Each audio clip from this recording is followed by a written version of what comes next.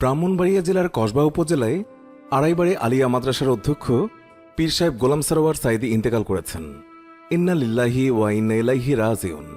মৃত্যুকালে তার বয়স হয়েছিল 52 বছর। মরহুমের ভাতিজা আড়াইবাড়ি দরবার কুমিল্লার পীর গোলাম পরওয়ার সাইদি এই তথ্যটি নিশ্চিত করেছেন। তিনি বলেন, 21 নভেম্বর ভোররাত 4:20 তিনি ইন্তেকাল করেছেন। তিনি বেশ কিছুদিন ঢাকার এভার কেয়ার হাসপাতালে লাইফ সাপোর্টে ছিলেন।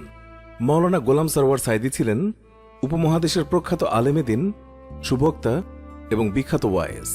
তিনি অসাধারণ এবং সাবলীল ইসলামী আলোচনার মাধ্যমে গোটা দেশের মানুষের প্রিয় পাত্রে পরিণত হয়েছিলেন। বিশেষ করে তরুণ প্রজন্মের কাছে তিনি সবচেয়ে বেশি জনপ্রিয়তা অর্জন করেছেন। তার আলোচনা শুনে শত শত তরুণ ইসলাম এবং দ্বীনের পথে ফিরেছে। আমাদের সমাজের বর্তমান প্রেক্ষাপটে যখন তার মতো আলেমে দ্বীনের বড্ড বেশি প্রয়োজন, তখনই কিনা তিনি পাড়ি জমালেন না ফেরার দেশে। যা কিছুতেই মেনে নিতে পারছেন না তার শিষ্য শুভাকাঙ্ক্ষী থেকে শুরু করে তার অসংখ্য শুভানুধ্যায়ী। প্রিয় নানার মৃত্যুতে মানসিকভাবে ভেঙে পড়েছেন সময়ের আরেক জনপ্রিয় ইসলামিক আলোচক মাওলানা মিজানুর রহমান আজহারি। সামাজিক যোগাযোগ মাধ্যম ফেসবুকে একটি পোস্ট করে তিনি লিখেছেন, প্রিয় নানা ভাই অধ্যক্ষ গোলাম সরোয়ার সাইদি, পীর সাহেব আড়াইবাড়ি দরবার, তিনি আল্লাহ তাআলার জিম্মায়। ইন্না লিল্লাহি ওয়া ইন্না ইলাইহি রাজিউন। আল্লাহ রাব্বুল আলামিন তার দিনের একনিষ্ঠ এই খাদেমকে কবুল করুন এবং জান্নাতুল ফিরদাউসের মেহমান বানিয়ে দিন, আমিন। একই মঞ্চে নানা নাতিকে আর হয়তো কোনোদিন একসাথে দেখা যাবে না। বিদায় নানা ভাই, আমরাও আসছি পরের কোনো এক ফ্লাইটে।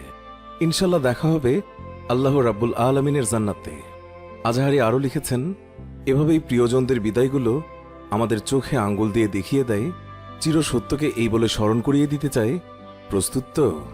এদিকে সরওয়ার সাইদি সাহেব মারা যাওয়ার পর সামাজিক যোগাযোগ মাধ্যমগুলোতে তার নানান আলোচনার ভিডিও নতুন করে ভাইরাল হচ্ছে। তার মধ্যে একটি ভিডিওতে তিনি কাঁদতে কাঁদতে মৃত্যু সম্পর্কে কিছু কথা বলছিলেন। হুজুরের সেই আলোচনা বেশি দিন হয়নি, কিছুদিন আগেরই।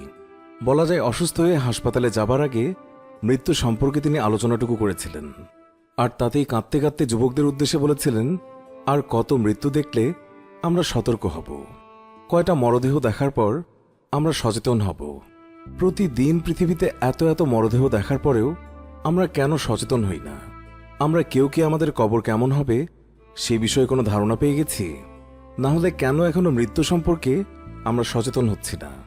আমরা কেন আল্লাহ এবং রাসূলের দেখানো পথ থেকে ক্রমাগতই দূরে সরে যাচ্ছি? আর কত গুনাহ করলে আমাদের চেতনা জেগে উঠবে? মৃত্যু সম্পর্কে যুবকদের উদ্দেশ্যে এই কথাগুলো বলার কিছুদিন পরই আজ প্রিয় সরওয়ার সাইদি হুজুর আর পৃথিবীতে নেই, যা আমাদের মৃত্যুর কথা আরও একবার গভীর করে স্মরণ করিয়ে দিয়ে গেল। মানুষকে কত আপন করার মতো মোহনীয় বিরল ক্ষমতা এই হুজুরের ছিল।